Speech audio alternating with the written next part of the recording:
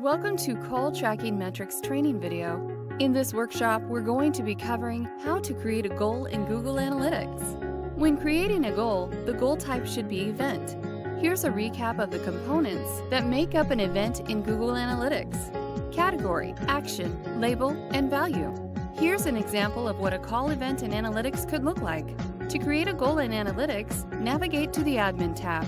Next, you'll want to select the account, property, and view you'd like to create the goal in. We recommend selecting a view that isn't filtered or the All Website Data view. From the goal setup, you may see the option for goal templates. However, we're going to create a custom goal. The next step will be to name your goal. We recommend naming it something easily identifiable like CTM Calls or Google AdWords Calls. Set the goal type to be an event and select Continue. Now we need to configure the goal. In this example, we're going to create a goal for calls to our Google AdWords tracking source, where the category is calls. Keep in mind that there are several ways to customize the category of the event, so be sure to double-check how your events are reporting. The label gives you the option to further fine-tune your goal to only complete for first-time callers. If you're including a label, it will need to be set to a regular expression.